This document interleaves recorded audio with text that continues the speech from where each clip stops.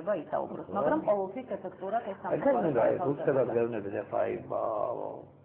მე მახსოვს 7 აგვისტოს 2007 მე როგორ წარმოგიდგენიათ ბატონო დავით რომ ბურჯანაძე იქ მართლა იჯდა და არაფერზე ხმას არ იღებდა ისიც როგორ არის აი გარედან ჩანს ის რაც თავიდან იქნა აცილებული ან რაც გაკეთდა კარგი ან რაც გაკეთდა ცუდი მაგრამ ის რაც შეიძლებოდა გაკეთებულიყო და არ გაკეთდა და რითი თავიდან აცილებას მოხერხდა ან რითი შეცვლას გაკეთილშობილებას გაუმჯობესებას გაკეთდა სამწუხაროდ ამის გარედან დანახვა ცოტა რთულია და მე არც არავის არ ვამყუნებ, იმიტომ რომ მე კი არის არ ყოფილვარ დაკავებული და არასოდეს არც ღიად და სიმართლე გითხრათ არც კულუარულად არ ვავცელებდი იმ ინფორმაციას, სადვის დავეხმარე, ვის რა გაუკეთე, რა შევცვალე, რა შეუშალე ხელი და ასე შემდეგ. ნინო, აი კარგად გამეკეთე ხა მე შეიძლება დილესანტე ვიყო და ალბათ ვარ კიდევაც დილესანტე არავის არის პრეტენზია არ მაქვს ყოველ ცოდნებაზე, მაგრამ ცოტა უცნაური იყო ის აგვისტოს თვე.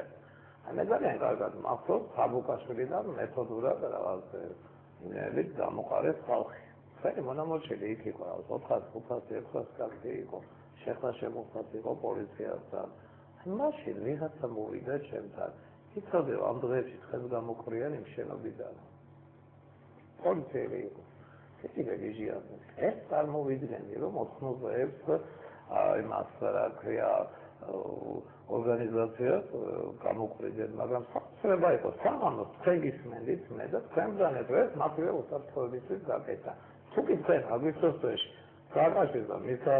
Amalas, eunebodit, შეიძლება ძალადობა რატო თქვით მაშინ რომ მათი შეცდომა შეგიყო, ნე? იცით მე მითხრეთ ნამდვილად საფრთხე არის ორი დღის შემდეგ სპეციალური არქიტექტურული გუნდი რომ 45-25 მეტრიანი ხიმიჯებით გაზო ყველაზე მხარი შენობა მოგახსენებთ ესე ინფორმაცია რომელიც მე მომაწოდეს იყო შემდეგი რომ ეს სახლი უნდა ყოფილიყო 5 სართულიანი თუ 6 სართულიანი აშენდა პროექტის დარღვევით აშენდა იმაზე მეტი ვიდრე უნდა აშენებულიყო და იყო სახიფათო მაცხოვრებლებისათვის იცით რა ასეთ შემთხვევაშიც კი მე მინდა გითხრათ მიმაჩნდა რომ ინფორმით იმის გაკეთება რა ფორმითაც გაკეთდა იყო აბსოლუტურად მიუღებელი მაგრამ თეორიით ახლა შეიძლება ჩემი შეცდომა ის იყო რომ მე ვიბრძოლე გუნდის შიგნით იმისათვის ამ ადამიანებს ახლა მათ თვითონ ალბათ იციან ძალიან კარგად ახსოვთ თავაზობდნენ კომპენსაციას დაახლოებით $1500 რაც არაფერი არ იყო იმიტომ რომ იქ ხალხი უკვე შესახლებული იყო ცხოვრობდნენ უამრავი შრომა და ენერგია ჰქონდათ ჩადებული მე ვიბრძოლე იმისათვის რომ მინიმუმ სამჯერ გაზრდილიყო ეს თანხა მე ნაკლები რესურსი მექნებოდა მე რომ გამოსულიყავი ღია ეთერში და დამეგმო ღიად ხელისუფლების ქმედებები იმისა არა იცით როგორ არის არ გამოდის ეგრე ანუ ამ შენ იტოვებ რესურს ხელისუფლების შიგნით იმითაც რომ შენ რაღაცას ამბობ რაღაცას ალამაზებ შენ შიგნით იტოვებ რესურს იმისას რომ შიგნით ხელისუფლების გუნდში რაღაცა შეცვალო მე არ ვიცი შეიძლება უფრო სწორი იყო ის რომ ღიად დამეჭირა ამ ადამიანებისათვის ხარი და მათი გული მომეგო მაგრამ შეიძლება ვერ მიმეხსია ასეთ შემთხვევაში იმისათვის რომ მათ სამჯერ მეტი კომპენსაცია მიიღეს იმისაც ახლა მე ამას პირველად ვამბობ და ამ ადამიანებმა არც იციან რომ ჩემი ძალიან დიდი წვლილია იმაში თუ გადამწყვეტი არა რომ მათ სამჯერ მეტი კომპენსაცია მიიღეს ვიდრე მათ თავიდან მაგრამ რაღაცა დოზე თქვენ უგულავად ის საქმეები გააცეტრეთ იცით რომ ფიბრე სახე ავარიული იყო და მათივე სიკეთის სამწუხაროდ ახლა მე ვერ ვნახავდი ყველა იმ დოკუმენტს და ნუ ბუნებრივია როცა გუნდში ხარ რაღაცა დოზით იჯერებ იმას რასაც გეუბნებიან და ცდილობ ბოლომდე შეინარჩუნო რესურსი იმისა რომ გუნდის შიგნით მაქსიმალურად რაღაც შეცვალო და მე მიმაჩნია რომ იცით რა მე აუცილებლად დაუბრუნდები 7 ნოემბერს თქვენ იქნებართ იქ მაგრამ ერთი რამეც მინდა გითხრათ როცა სანამ ხარ გუნდში მე მიმაჩნია რომ ყველაფერი უნდა გააკეთო იმისათვის რომ ნაკლები ილაპარაკო გარეთ და შეეცადო რომ შიგნით შეცვალო გადაწყვეტილება კარეთ ავამბოდი შიგნით მართალია დათომ ვერ მოისმინა უფრო ადრე იმიტომ რომ მას არ ჰქონდა ის პასუხისმგებლობა ანუ თანამდებობრივი თვალსაზრისით ვამბობ და არა ადამიანური თვალსაზრისით რაც ჰქონდა პარლამენტის თავმჯდომარეს რომ ის წამოსვლას ესე მარტივი არ არის რატომ იყო ეს წარმონაქმნი ესეთი კასტური დახსული ყველა პარტია დისკუსიას გარეთ მართავს მედიის ფონზე მე მიმაჩნია რომ ეს იყო ყველაზე დიდი შეცდომა. შეგნით საუბრობდი და გარეთ არ ვამჩნევდი. არა, ეს ყველა ნორმალურ ქვეყანაში ესეა. იცით, ახლა თვითონ შიგნით გუნდის შიგნით მიდის მსჯელობა, დავა და კამათი და არასაჯაროდ, ახლა იგივე უცხოეთის პოლიტიკასაც თუ დააკვირდებით, გუნდის წევრები გარეთ ერთმანეთს არ აკრიტიკებენ. ისინი ცდილობენ სანამ შეუძლიათ გუნდის შიგნით მოაგვარონ საქმე, მაგრამ როცა შენ დაინახავ რომ შენი რესურსი უკვე აღარ ცვლის არაფერს და კვლავ ისიაგრძელებს გუნდი ასე ვთქვათ მოქმედებას როგორც შენ არასწორად მიგაშნია, ნუ დგება მომენტი, როდესაც შენ დგები და მოდი ხარ რაც გავაკეთე კიდეც მე. აი ერთი იცით რაც აუცილებლად მინდა ვთქვა და რაც ძალიან მნიშვნელოვნად მიმაჩნია, ეს არის ვთქვათ იგივე ის მომენტი, რომელიც უკავშირდება 7 ნოემბერს, რომელიც უკავშირდება თქვათ საგანგებო მდგომარეობის გამოცხადებას. ისე მინდა სიმართლე გითხრათ, ჩემი წინადადება რომ გასულიყო რომ საგანგებო მდგომარეობა დროზე გამოგვეცხადებინა, ალბათ იმედში არ მოხდებოდა ისაც მოხდა.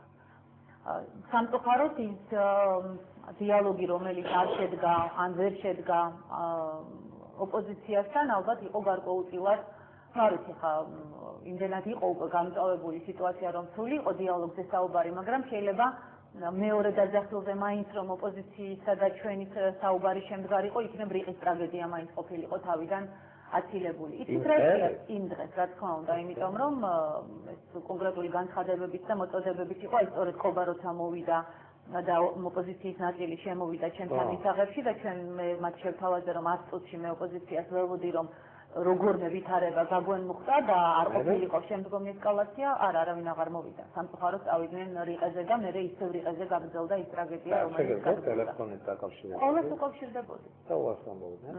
აღარ მოვიდნენ სამწუხაროდ, მაგრამ მე ამას ამ ძალიან ბევრი იყო შეუძლებელი. არა, რა თქმა უნდა, ბუნებრივია, მე ძალიან კარგად მესმის, აი თქვენ ახლა შეურაცხყოფა ახსენებთ და მე არ შემიძლია არ გავხსენო, გუშინ ჩემთან გვიან საღამოს იყო მოსული 2 ახალგაზრდა. ორივე მათგანი 7 ნოემბერს იყო ამ მიტინგის მონაწილე, ერთი მათგანი საკმაოდ კარგად მაგრად ცემეს და მერე დააპატიმრეს კიდეც.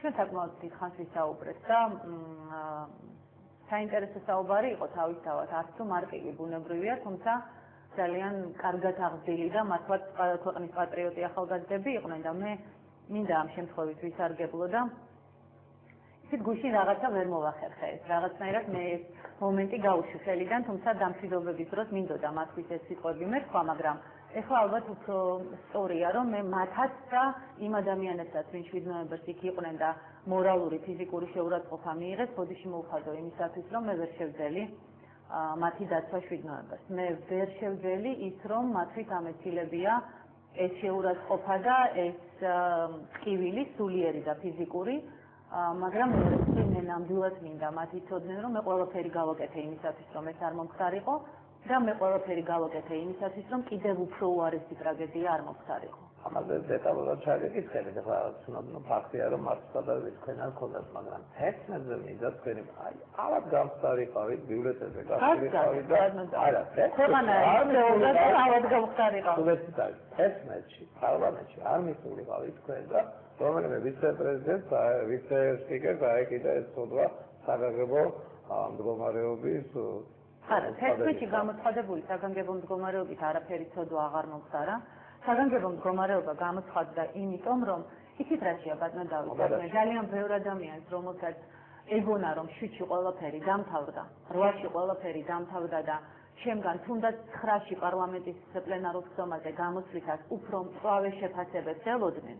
და მე მადლობელი ვარ ამ ადამიანების მიუხედავად იმისა, რომ დღეს ბევრი ეს ადამიანი ჩემი ოპონენტია, კაცრი გამკრიტიკებელია.